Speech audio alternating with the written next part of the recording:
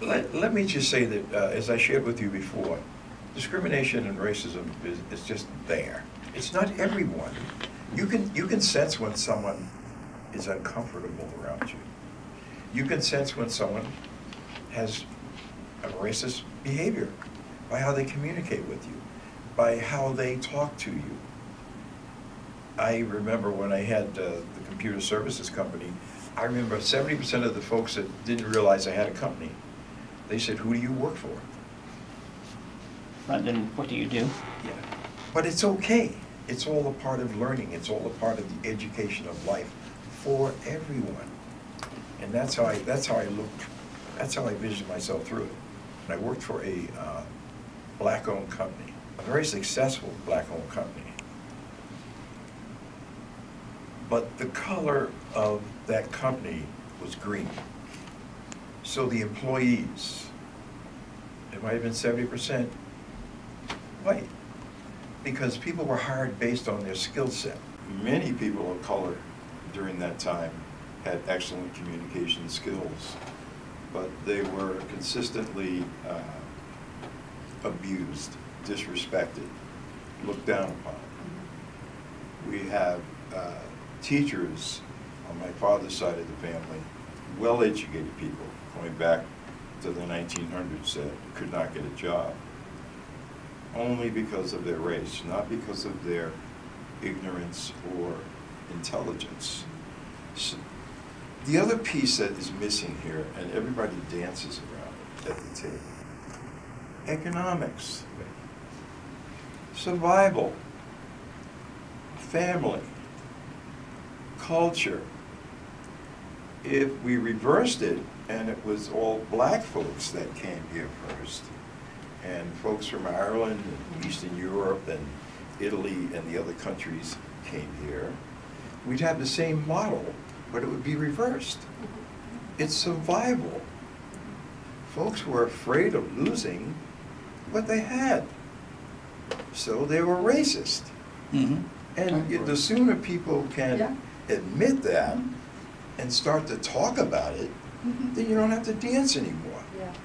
My friend over here, he made comments. He always, the black guy, the black guy. I never walked around saying the white guy, the white guy. The reason that a person would not say anything is because they were afraid of losing their job. If that black guy said to the white guy, "What are you talking about? I disagree with you. I believe that blah, blah, blah, blah, blah, blah.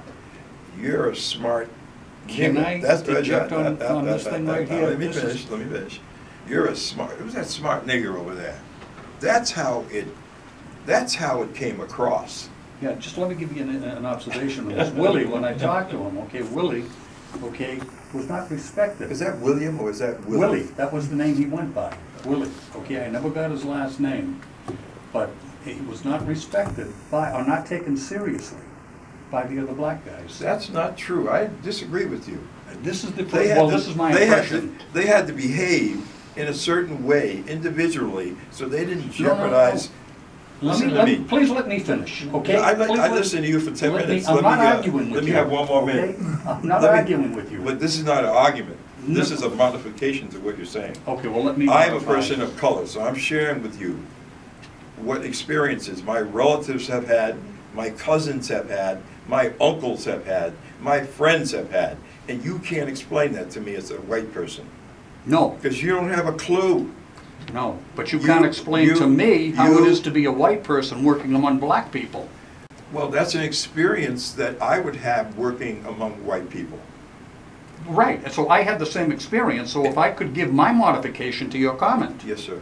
We all go to school to get an education, to have reasonable communication skills, a knowledge of math and sciences, so that we can compete and have an opportunity.